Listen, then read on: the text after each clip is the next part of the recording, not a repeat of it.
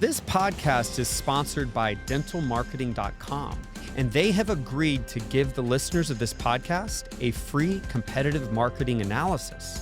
This analysis is going to show you very clearly how your practice is doing compared to your competitors. It's going to give you the health of your SEO. It's going to give you a website grade, and you'll also see what your competitors are up to. This helps you know what ad strategy you should have today. How clean and effective is your marketing right now? Find out by getting this free and detailed analysis. Text the word marketing to 48659 and you will receive this competitive analysis from our sponsor, dentalmarketing.com. Are you happy being the only dentist for your entire career in your practice? Are you happy being the only one cutting teeth, the only one earning money on the assembly line of dentistry, the processing of patients and delivery of care? You know, I think a lot of people say no. How about we get a different plan going? How about we figure out a lower risk, lower stress way to add a couple associates, maybe a couple locations? How about we talk about adding dentists, adding locations in a way that relieves us of stress, relieves us of time, and maybe will make us a significant amount more money? That's what I'm going to be talking about today on the Dental CEO Podcast.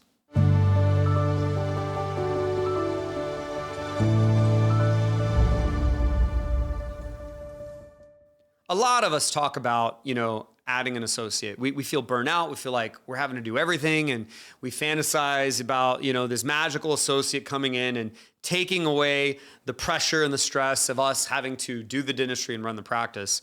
However, that is a fantasy. I don't see it happen that way very often in real life. In real life, what can happen is we're so booked up and stressed with dentistry, and we're so stressed with management, and we add a dentist, and they're adding more stress, more work to our plate.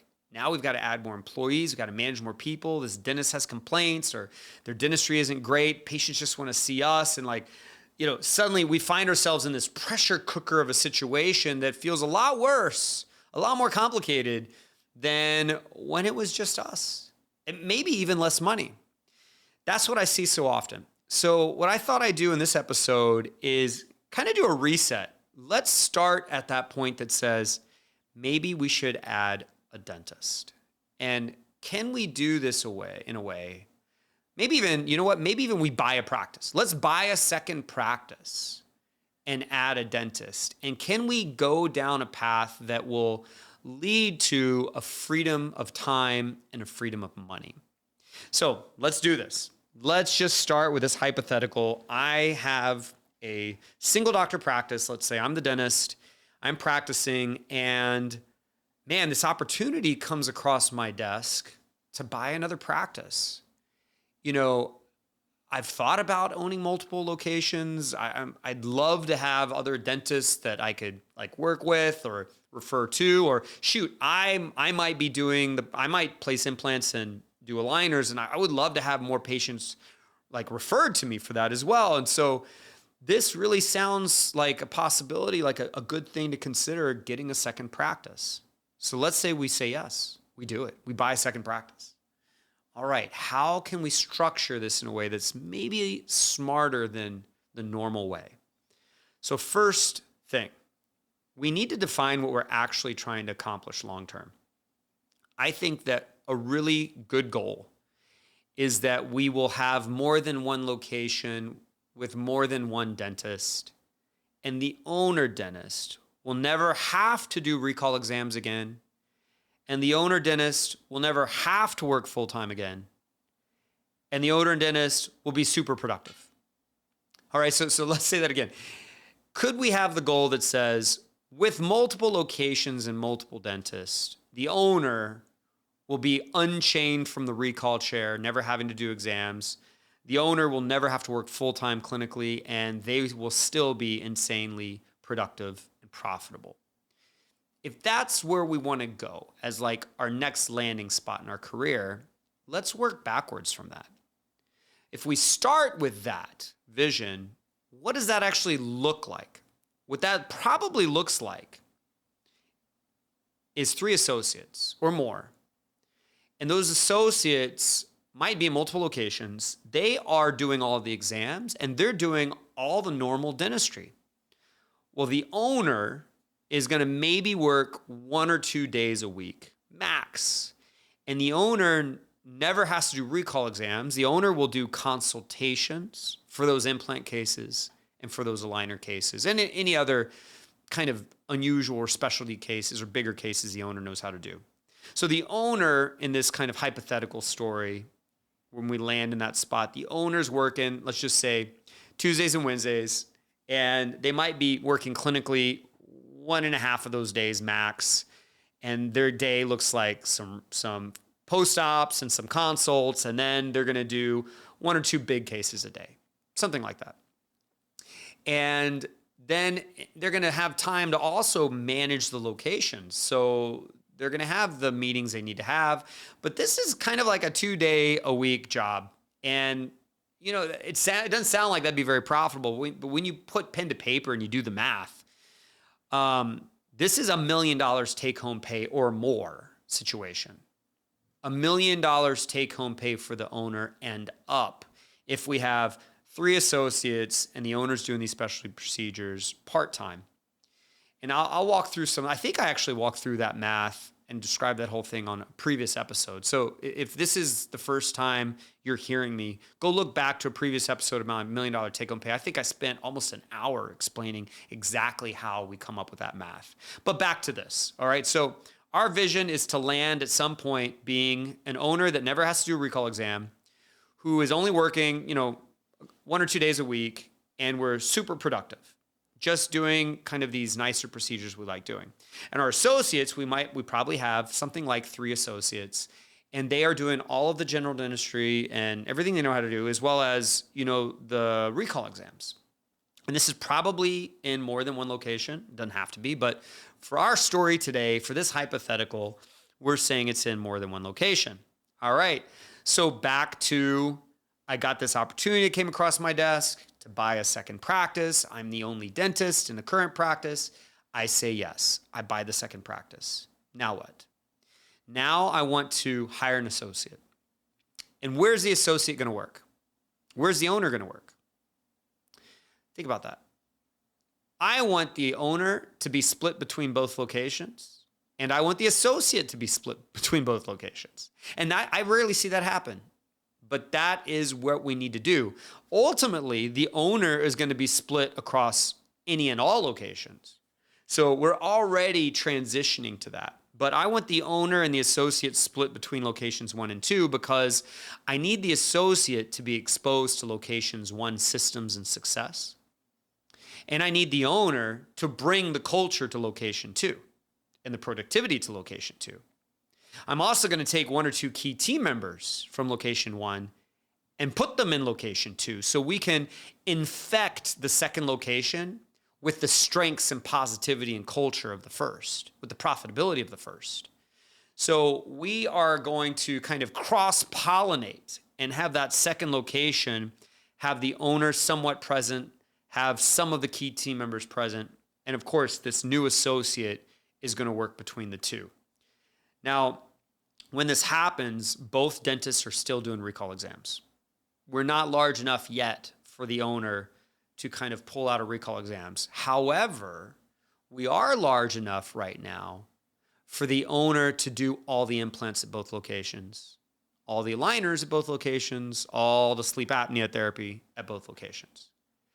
So that second location just maybe doubled the patient base and therefore doubled the potential number of implants, potential number of aligner and sleep apnea therapy. But that means, though, that we have to be able to ensure that if the associate does an exam, that the implant is actually diagnosed and referred and actually shows up in the owner's schedule. So this is a very, very important thing, a very important moment here of this podcast episode. But what this means is we have to implement what I call an assessment. An assessment is a series of questions and maybe some images. And if we get a yes, it triggers a mandatory consultation with the owner. So, is a patient missing one or more teeth? If the answer is yes, it's mandatory that we treatment plan an implant consultation with the owner. This assessment, I want done by the hygienist, not the associate. I want the hygienist completely focused on adding this to what we look at, what we do. Hygienists are very smart, very detail-oriented, very focused. They're seeing one patient at a time, and I want this hygienist to do the assessments. It could be an implant assessment. It could be a sleep apnea therapy assessment. What are the questions you might ask for that? Or a liner assessment. Maybe we do a scan, and if there's crowding or if there's spacing, and then we mandatorily schedule the patient for a consultation. Just like, if we were to go into a physician's group practice and our general physician found something on our questionnaire or found something on an x-ray or found something on a blood test, they would trigger a consultation with someone else in that same group to look at that one thing. That's what we want to do here in the dental practice. So it's hygienist-led assessments that trigger a mandatory treatment plan consultation with the owner. So that way, when my owner's at location 2, location 1 assessments are being done and consultations are being scheduled for that owner. So that when that owner is back in location 1 the following week, we've got consultations on the books. Same thing happening in location 2. That is going to be actually the permanent system. No matter how many locations we have, no matter how many dentists we have these assessments that result in mandatory consultations being scheduled for the owner. Now, that is 2 locations, 2 dentists. We've put both dentists there. We've put our key staff members in both locations. Now we want to expand, because our goal here is to not just have 1 associate, it's to really end up with something like 3 associates. And so we need to expand these practices. We could expand them by marketing more, by answering more phones, by converting more calls, by diagnosing more, adding more procedures to what we do, by having more clinical case acceptance, by having more financial case acceptance. We can expand them that way, what you might call same-store sales growth, meaning get that 1 location and make it grow to need another dentist. Or we could also expand this organization by buying or starting another practice, right?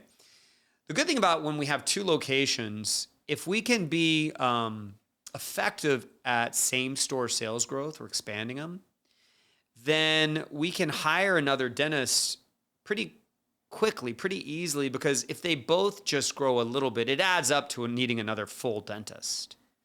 So that is definitely going to be a typical focus, is once I've got these 2 practices with 1 associate, 1 owner, can we make our operations improve so that pretty soon I could add another dentist, where this could be a 3-doctor, 2-location organization.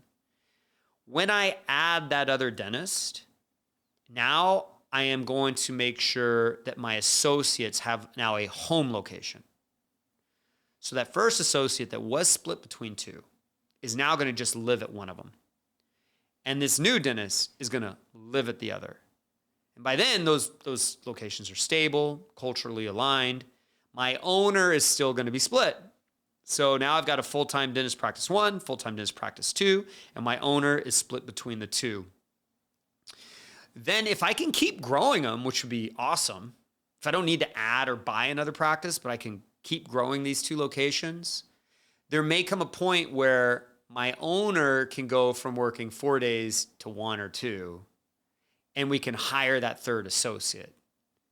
And at that point, the owner gets free of recall exams, because 3 dentists referring the owner specialty procedures is typically the ratio where it's easy for that owner to never have to do recall exams again.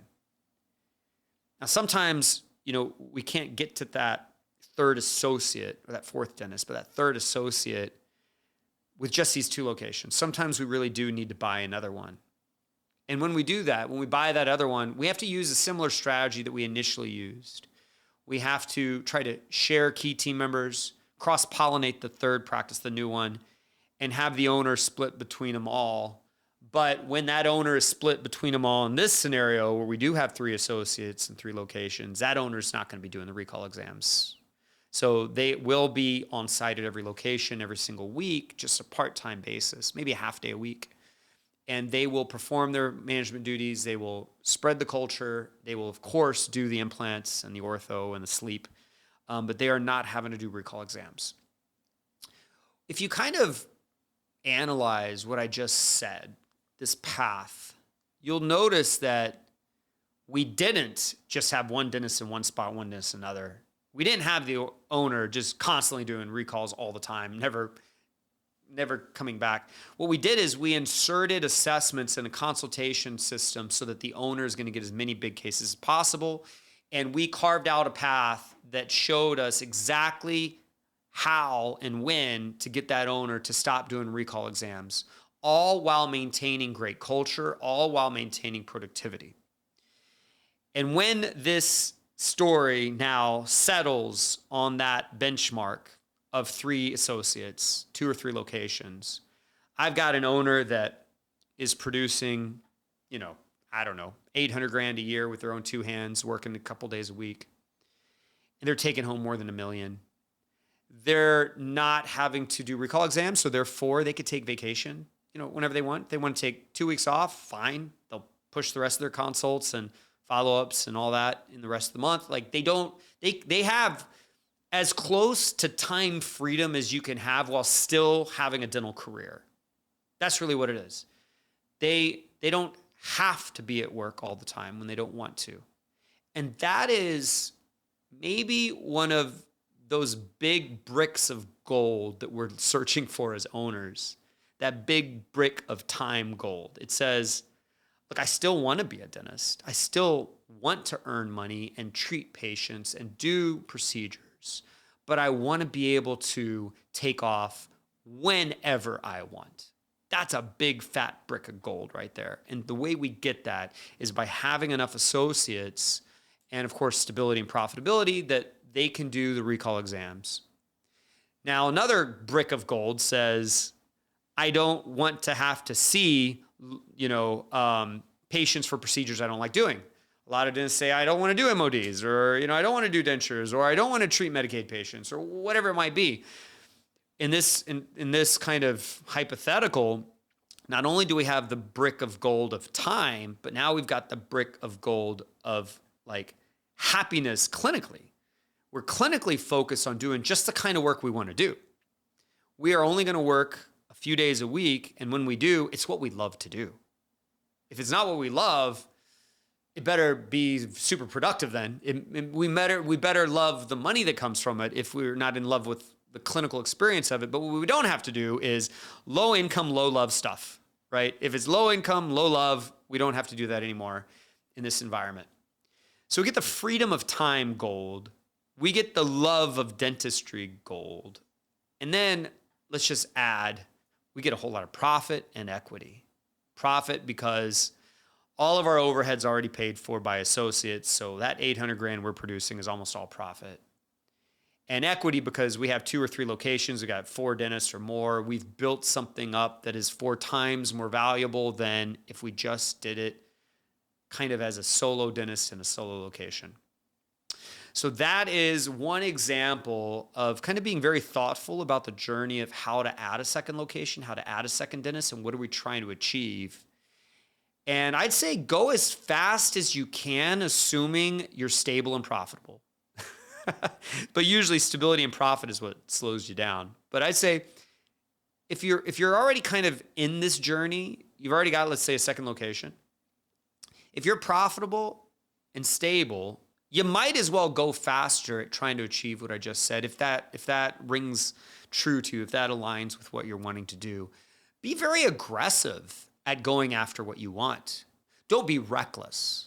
There's a difference between aggressive and reckless.